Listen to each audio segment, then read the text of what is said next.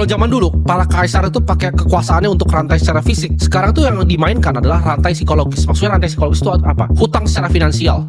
Ya, contohnya cicilan. Itu salah satu format dari perbudakan psikologis. Riba, ya, sistem riba.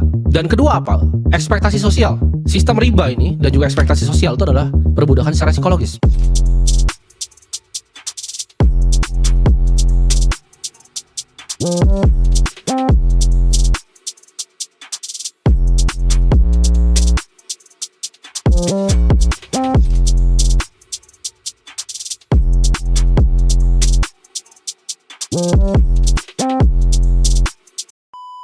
Di sini gue akan bahas gimana caranya kalian itu bisa keluar dari yang gue sebut adalah mindset budak. Nah, sebelum kita bisa tahu gimana caranya keluar dari mindset tersebut, kita harus tahu dulu apa sih sebenarnya definisinya apa mindset budak ini. Selama manusia, ya kita semua itu ada di bumi ini dari ribuan tahun lalu, perbudakan itu menjadi hal yang sentral dalam membangun sebuah peradaban. Kita bisa lihat ya dari Mesir kuno, Ancient Egypt, ya, dari Romawi kuno, ya, Roma. Kita bisa lihat juga bahkan dari Amerika Selatan di kapas-kapas itu. Semua peradaban itu justru bisa maju karena adanya perbudakan. Nah, kenapa perbudakan ini bisa bikin suatu peradaban atau civilization justru jadi maju? Karena adanya kontrol ya terhadap fisik dan juga pikiran seorang manusia. Nah, kata yang kita harus garis bawahi benang merahnya di sini adalah kontrol. Ya, perbudakan itu karena dirantai fisik dan juga psikologis dicambuk, mental. Kalau kita lihat di zaman Roma, kaisar tuh punya wewenang atas budak-budak ini. Jadi mereka lah yang bangun semua infrastruktur yang ada di Roma. Patung-patungnya, jalan-jalannya. Bahkan di Mesir ya, piramid pun dibangun dengan tangan-tangan dari para budak ini.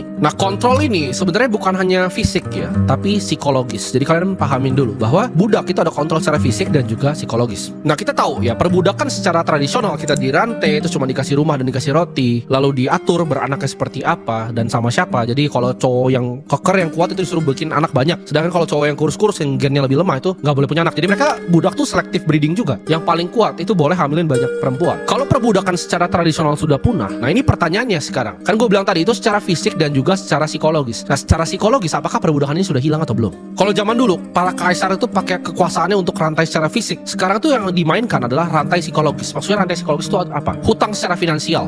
Ya, contohnya cicilan. Itu salah satu format dari perbudakan psikologis. Riba, ya, sistem riba. Dan kedua apa? Ekspektasi sosial. Sistem riba ini dan juga ekspektasi sosial itu adalah perbudakan secara psikologis. Mereka itu sekarang memperbudak kita dengan namanya ilusi, ya. Ilusi bahwa kita adalah manusia yang bebas. Padahal setiap hari harus masuk ya ke tempat yang sama, tempat yang kita sebenarnya nggak pengen kerja, cuma untuk mendapatkan uang yang dicetak sama mereka. Lalu dibebani kita secara psikologis dengan berbagai macam cicilan.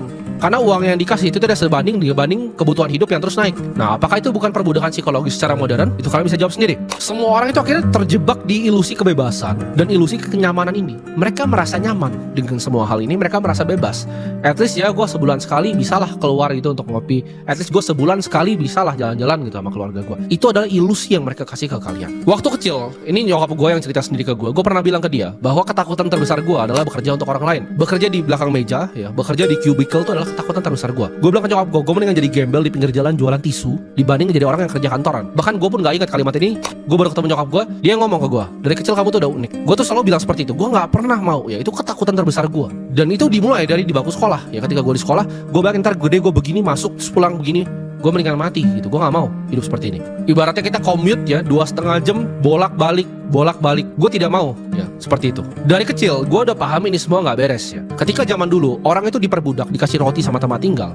Sekarang disuruh beli sendiri tempat tinggalnya, rotinya disuruh beli sendiri, pakai uang yang dicetak sama mereka, ya sosial kredit ya, uang itu adalah sosial kredit. Pakai uang yang dicetak sama mereka, dikasihin, tidak cukup, lalu kalian harus berhutang pakai sistem riba untuk bisa membeli tempat tinggal kalian yang setelah 20 tahun kalian cicil begitu-begitu saja. Kalian bayangin, apakah itu bukan perbudakan era modern? Bedanya, sekarang kalian punya ilusi kebebasan fisik. Jadi kita secara fisik itu nggak dirantai. Tapi apakah benar-benar kita tidak dirantai? Cara paling gampang untuk kontrol, ya kata kuncinya adalah kontrol. Cara paling gampang untuk kontrol seseorang adalah tebari ketakutan ke mereka. Kalau lu semua bilang lu bebas secara fisik, buktikan. Ketika 2020 kemarin apa yang terjadi di kalian semua? Kalian semua ketakutan, ditakut-takutin. Kalau kalian keluar tidak pakai masker, orang tua kalian bisa dalam bahaya. Sayangilah keluarga kalian, ya kan? Akhirnya kalian apa? Ketakutan. Kalian di rumah selama sebulan. Bahkan yang punya restoran tadinya nggak berani buka lagi karena ntar ditutup restorannya. Kalau nggak ikutin protokol ditutup. Kalau kalian nggak pakai masker ditutup. Apakah itu bukan kontrol secara fisik? Itu cuma tes pertama. Itu ibaratnya kalau lu balik ke zaman Mesir kuno, itu lu orang-orang yang dirantai. Nggak dikasih rumah tapi ya, zaman dulu masih dikasih rumah loh. Budak tuh dikasih rumah. Ini banyak miskonsepsi, budak tuh cuman disiksa terus. Budak tuh banyak yang dikasih rumah di Mesir. Kalian pelajari dulu sejarah yang benar. Di Roma pun sama. Bahkan dikasih pilih pasangannya yang mana, dikasih makanan. Kalau sekarang itu kalian cari sendiri.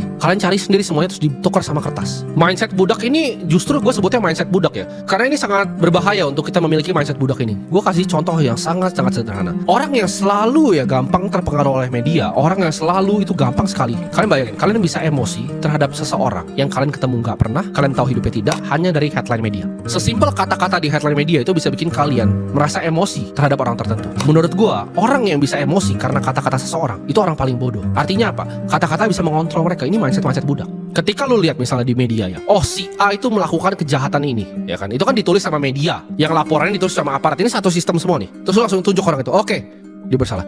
Gue kasih tau di sini, semua lu di sana di belakang layar sana itu melakukan kesalahan. Lu bilang lu, oh saya tahu hukum. Apa yang lu tahu tentang hukum? Udah pernah lu baca semuanya?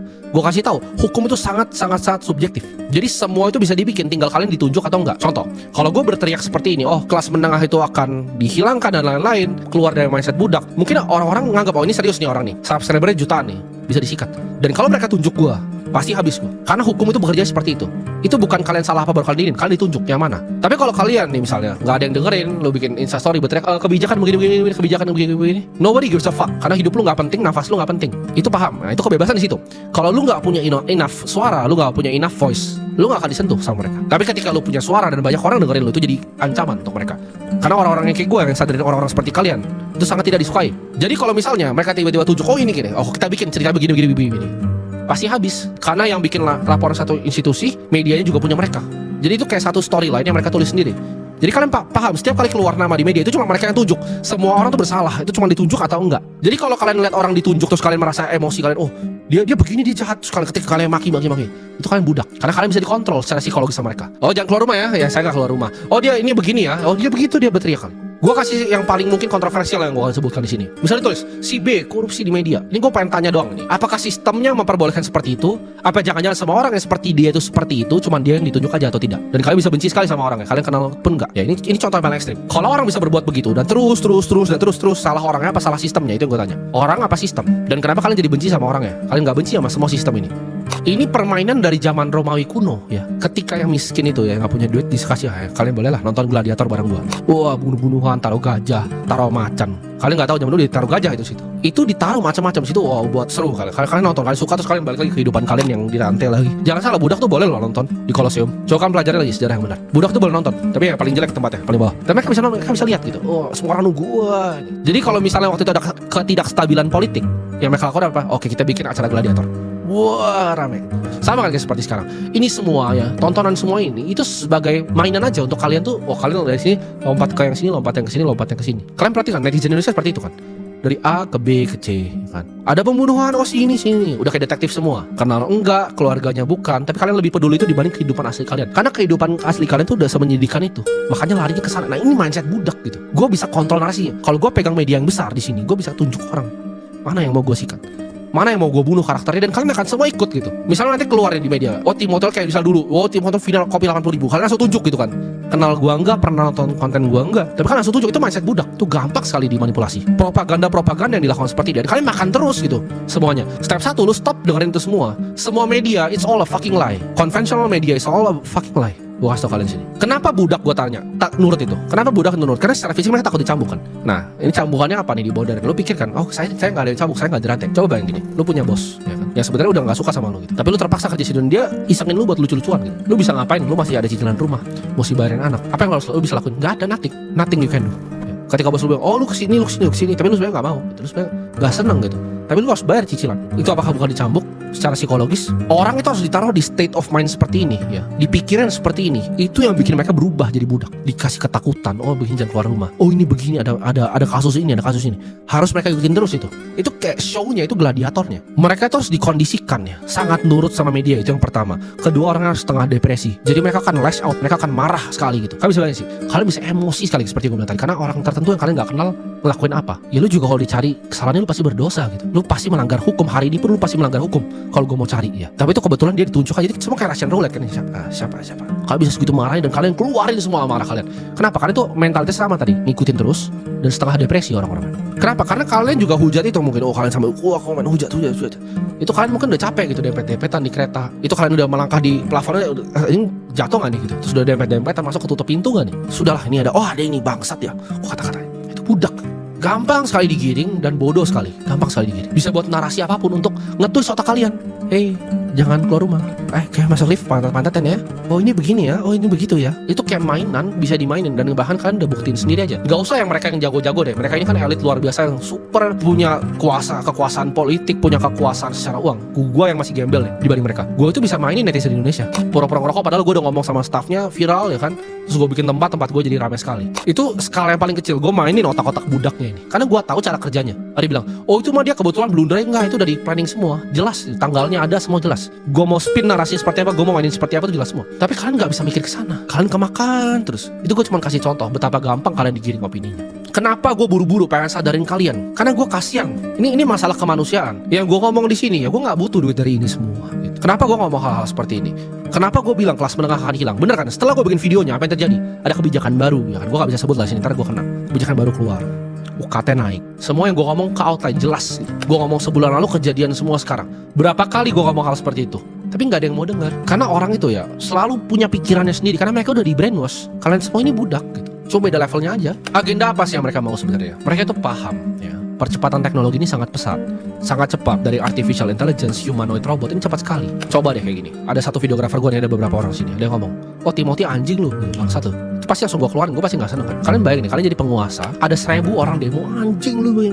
Apa yang dipikiran kalian? Ini kalau bisa gue ganti robot semua, gue ganti semua pakai robot. Mereka mau kontrol, satu kata, dari perbudakan semua itu kontrol akan fisik, akan psikologis, kontrol. Mereka itu mau kontrol. Jadi kalau kalian bisa digantikan sama robot, lu akan digantikan. Ketika lu semua digantikan dengan artificial intelligence, tapi ada yang ngomong, oh enggak begini, enggak begitu. Semua yang gue ngomong itu selalu kejadian. Semua yang gue ngomong lu bisa track back, semuanya kejadian. Dan ini akan kejadian sangat-sangat cepat. Makanya kelas menengahnya itu mau dihilangin, biar semuanya ke bawah. Nah begitu semuanya ke bawah dan robot ini udah bisa gantiin mereka semua, selesai lah hidupnya. Gue ngomong di sini selesai. Karena buat apa? Pertanyaan kan sederhana, first principle thinking. Buat apa kalian bernafas untuk mereka yang butuh kontrol? Gini deh, lu misalnya lu kerja keras ya, lu sukses gitu. Terus ketemu teman-teman lu yang dulu SD, SMP. Tapi mereka hidupnya jauh di bawah lu karena mereka emang gak mau kerja keras. Apa yang lu rasa di pikiran lu? Oh ini males lah gue ngomong sama dia, karena kan bergaul sama orang-orang yang setara. Lu aja mikir seperti itu. Gimana orang yang lahir dari para banking dynasty ini? Anak-anak yang bikin Goldman Sachs ya, apa pikiran mereka? Ini kayak mainan. Hidupnya tuh gak berharga kayak mainan. Mereka nggak anggap equal, mereka nggak rasa manusia itu sama, mereka nggak peduli akan HAM. Itu yang mereka pikir. Dan gue tahu orang-orang yang super kaya itu kayak gimana cara pikirnya. They don't give a fuck buat kalian semua. Dan di saat kalian bisa digantiin, you will be replaced. Gue kasih tau di sini. Nggak peduli mereka gimana pun caranya.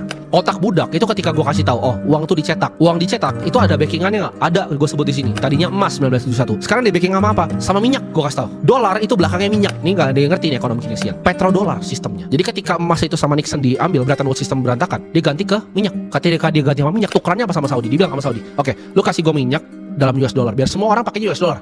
Jadi reserve currency dunia, karena semua orang butuh minyak. Nah ini yang diganti dengan apa sekarang? Kalian pikir ke depan ini akan seperti apa gamenya? Mereka mainin seperti itu, lalu mereka tukar senjata sama Saudi. Oh ini gue kasih tank, lu gue kasih ini. Tapi lu kasih gue minyak sama US dollar. Makanya semua ya Cina itu fokus banget dengan electric vehicle. Kalau lu datang ke Chongqing sekarang, itu semuanya listrik. Kaget lu sana. Itu udah kayak di masa depan tuh udah lewatin apartemen, kereta. Semuanya mobil listrik di Chongqing, bayangin. Jadi kalau lu mikir dunia ini cara kerjanya masih kayak yang lu pikir, lu ketinggalan. Cina ini lagi melakukan ini, Rusia juga barengan. Kenapa? Karena mereka mau banjirin dulu. Mereka mau banjirin, lu katakan BYD masuk ke Indonesia dia banjirin kan. Dia akan banjirin dulu dengan mobil listrik. Kenapa? Biar US-nya lepas pakai sama petrodolar ini. Biar pakai mobil listrik, itu agenda mobil listrik. Ini gue bongkar nih cara pikir elit global. Mereka itu mau bongkar ini semua ya. Mereka tahu uang itu cetak tapi karena minyaknya dibeli pakai ini, dipakai sama komoditas. Nah ada yang ngomong nih, oh lu nggak ngerti inflasi karena otak lu budak. Lu baca buku siapa, belajar dari mana? Orang coba, oh kira datanya begini. Datanya yang kasih siapa, ya kan? Buku yang lu baca buku yang mana? Lu pernah baca edisi pertamanya Adam Smith? Nggak pernah kan? Nggak punya duitnya kan buat beli. Nah itu pertanyaannya. Lu baca udah edisi yang direvisi ke berapa? Udah didesain nih buat diajarin di sekolah, diajarin di kampus. Otak lu gak bisa keluar dari sana. Itulah otak budak. Udah terbudakin dari kecil, kayak budak. Ya ada levelnya aja. Ada yang manajer naik BMW itu budak juga sama budak. Karena lifestyle-nya cicilan mobil, rumah mewah. Tapi cicil gitu, riba. Kelihatannya dia punya duit padahal miskin gitu. Karena gak paham sistemnya. Terus gue ngomong kayak ini banyak yang suka, oh lu begitu aja lu kayak gak pernah berutang. Gak pernah, gue gak pernah berutang. Gue anti riba. Ya, gue sama sekali nggak percaya. Karena ya akar dari semua kemiskinan yang ada adalah riba. Gue udah selalu jelasin. Ada uang sedikit lu bungain aja, itu kan gelembung. Semuanya kan jadi riba. Semua yang lu sentuhnya kan jadi riba semua. Itu sederhana, lu kasih titik aja orang ngutangin ke orang. Ini cash nih segini. Titik aja orang utang. Itu jadi semuanya. Semuanya jadi hutang. Nggak ngerti kan ya, makanya lu belajar Keynesian mulu ya, jadi bego. Pertanyaan gini, kalau lu ngerti tentang uang, orang bilang, oh Timothy cuma ngomong cetak-cetak uang, nggak ngerti inflasi. Kok lu masih miskin? Kok gue kaya sendiri, lu miskin sendiri? Kenapa? Artinya lu nggak ngerti, you don't know what the fuck you're talking about. Lu nggak paham USD sama minyak ini hubungannya apa, kenapa Cina banjirin market begini. Lewat Indonesia gimana, hilirisasinya gimana? Kenapa? Karena gue mainnya udah sampai yang paling atas di negara ini. Gue tahu cara kerjanya gimana. Orang bilang, oh kemiskinan struktural terjadi begini, oh nggak bisa segampang itu lu salin. Dunia ini kerjanya sangat gampang. Ini gue kasih bocoran di sini. Kalau lu benar-benar ngelakuin yang terbaik yang lu bisa lakukan, setiap lu dikasih sesuatu ke tangan lu untuk dikerjakan, lu lakuin yang terbaik ini, lu nggak mungkin gagal. Itu cara dunia bekerja. Bukan kerjain cuma 80%, bukan cuma ngerjain terus malam lu tidur nonton Netflix. Bener-bener lu kerjain hal yang dikasih di tangan lu nggak mungkin bisa jadi miskin. Lu bukan cuma kerja sebentar lalu lu nonton jablay lagi di TikTok, scroll lagi. Bukan begitu caranya kalau lu mau jadi kaya. Dunia ini kan perhatikan orang-orang yang benar-benar kasih semuanya keringat dan darah dia untuk mengerjakan sesuatu, hal apapun yang dia kerjakan. Orang kalian mungkin bilang, oh tapi aku butuh healing, butuh break, butuh ini. Lu begitu, lu orang-orang kayak gua, nggak butuh healing, nggak butuh break, nggak butuh berhenti kerja, dan lu masih di situ, udah lebih nggak punya duit, kerja kerasnya lebih kecil dari gua. Bayangin coba, gimana cara lu mau compete? AI masuk, robot-robot masuk, selesai lu, dibuang lu, jadi sampah masyarakat. Makan kecoa di tempat 3x3. Yang so gua bilang, kalian nggak mungkin terjadi. Nah, nonton video ini nanti. Begitu lu udah ambil makanan kecoa, lu nonton video ini. It will happen very fast. Ya, very fast. Kalian harus tahu, lu itu bukan penguasa yang bisa cetak uang. Gue bilang uang dicetak, ya di-pack sama minyak. Gue kasih tahu, kita bukan penguasa yang bisa cetak. Uang itu cuma bisa diambil dari orang, bukan di-create. Yang create itu mereka, para shadow banker ini di atas. Yang bisa ambil siapa? Kita. Kerjaan lu cuma ngambil atau diambil, selesai. That's how to play the game. Ini kapitalisme. Ya, yang atas akan makan semua yang bawah. Lu punya 100 miliar uang, bungain 10%, udah 10 M setahun. Itu kapitalisme. Uang tuh bisa jadi uang gitu. Nah gimana caranya keluar dari mindset budak ini? Ya, inti dari video ini apa? Gimana cara keluar? Lu tahu problemnya apa? Gue kasih solusinya, cuma 3 ya. Yang pertama, lu sadar. Kesadaran bahwa ini ada sistem. Pelajarin sistemnya. Sadar akan sistem perbudakan ini. Tahu ya, riba itu adalah sistem perbudakan. Tahu uang itu adalah dicetak, nggak ada gunanya. Pahamin dulu gitu sistemnya, cara kerjanya gimana. Tapi, oh dia cuma ngomong begini ya. Jawabannya itu kan lu tinggal ngaca, masih miskin. Gue ngobrol sama yang kaya, semua tahu 2 hal ini. Semua tahu sistem perbudakan ini. Semuanya eksploitasi sistem ini ya. Mau jadi kaya kan nonton ini. Sadar dulu yang pertama. Kedua, knowledge is power ya. Kalau pertama itu sadar, kedua kalian sadar lagi kalau pengetahuan ya is everything. Beda gue sama lu, itu cuma di otak. Perbedaan kita nih, kenapa gue kaya dan kalian belum kaya, cuma di otak, that's it. Bukan di hoki, bukan di apapun, di otak. Lu kalau punya otak kayak gue pasti jadi kaya langsung, dimanapun lu berada. Gue bercanda-bercanda kemarin karena macet pulang. Gue bercanda sama partner gue si kakak. Kalau kita di drop di sini, cuma dikasih HP apa yang kita lakukan, dan kita bisa skemain berbagai macam cara gitu untuk jadi kaya lagi. Karena orang kaya itu nggak bisa jadi miskin, nggak bisa. Karena udah punya otaknya of how the system works. Eksploitasi di titik yang mana udah tahu semua. Itu kayak main game. Lu udah jago sekali main game, lu balik ke level yang awal lagi, lu jadi yang paling jago di situ, lu bantai-bantai semua orang. Hidup tuh begitu. It's all a skill issue and knowledge issue. Jadi knowledge is power. Kalau gue punya uang berapapun itu, gue akan hajar, gue akan bakar kapalnya, gue hajar terus di pendidikan gue sendiri. Pendidikan sendiri ya, jawabannya. Oke, gue mesti belajar AI. Gue gimana cara gue belajar tentang machine learning? Oh, ada bootcamp sini. Gue bayar duit gue. Semuanya gue habisin karena itu cuma kertas. Ya, jadi satu sadar, kedua itu tahu kalau knowledge itu power. Ketiga itu tindakan. Gue udah kasih tahu nih. Satu sadar, dua ngapain, tiga tindakan. Jangan lo abis nonton ini lanjut lagi. Lu cuma anggap ini sebagai masturbasi mental gitu. Oh, ini begini ya, begini. Lu ngerasa lebih pintar tapi nggak ada yang lu kerjain. Sampah itu lu dengar orang lain aja gitu. Gak usah dengar gue. Jadi lu cari caranya. Gimana caranya lu bisa langsung ambil tindakan. Oke, gue harus belajar tentang AI nih. Oke, apa yang gue pelajarin nih? Oke, gue belajar buka YouTube.